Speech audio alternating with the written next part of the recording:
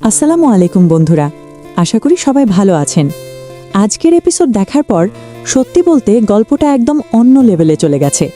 এখন এটা আর শুধু ভালোবাসা বা পারিবারিক নাটক না, এটা পুরোপুরি সম্মান, প্রতিশোধ আর ক্ষমতার খেলা। আজকের পর্বে আমরা দেখলাম সম্পর্কের ভাঙন একেবারে চরমে, ডিভোর্স প্রায় নিশ্চিত হয়ে গিয়েছিল। কিন্তু ঠিক তখনই আসে সবচেয়ে বড় টুইস্ট, প্রেগন্যান্সি। এই একটা ঘটনাই পুরো গল্পকে নতুন দিকে নিয়ে গেছে। এখন আর শুধু আবেগ না, আইনি আর সামাজিক বিষয়েও সামনে চলে এসেছে। একজন নারী নিজের সম্মান ধরে রেখে একাই এগিয়ে যাওয়ার সিদ্ধান্ত নিয়েছে, যেটা সত্যি অনেক শক্ত একটা মুহূর্ত। অন্যদিকে বিশাল একটা ব্যবসায়িক ডিলও ফাইনাল হয়েছে, 100 কোটিরও বেশি টাকার প্রজেক্ট। কিন্তু এটা শুধু সাফল্য না, এর ভেতরে লুকিয়ে আছে প্রতিশোধের আগুন। যে চরিত্রটা প্রতিশোধ নিতে চাইছে সে স্পষ্ট জানিয়ে দিয়েছে সে থামবে না, বরং আরও শক্তিশালী হয়ে ফিরে আসবে। এখন আসি সবচেয়ে গুরুত্বপূর্ণ অংশে, আগামী পর্বে কি হতে পারে।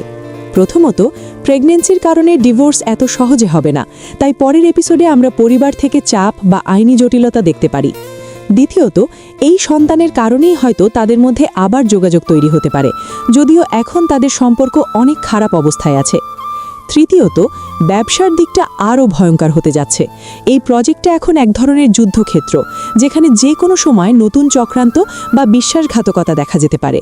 আর যে অপমান আর সামাজিক দ্বন্দ্ব আমরা দেখেছি, সেটাও এখানেই শেষ না। আগামী পর্বে বড় ধরনের কনফ্রন্টেশন আসার সম্ভাবনা আছে। সবশেষে এই আনবর্ন বেবিটাই হতে পারে পুরো গল্পের গেম চেঞ্জার। এই সন্তানই হয়তো সব কিছু ভেঙে দেবে, আবার এই সন্তানই হয়তো সব কিছু ঠিক করে দিতে পারে। এখন যদি বলি নেক্সট এপিসোড কবে আসবে, তাহলে ধারণা করা যাচ্ছে আগামী শুক্রবার বা শনিবার নতুন পর্ব রিলিজ হতে পারে, কারণ সাধারণত এই নাটক সেই সময়ই আপলোড হয়। তো বন্ধুরা, আপনার কি মনে হয়, ডিভোর্স হবে নাকি এই সন্তান সবকিছু বদলে দেবে?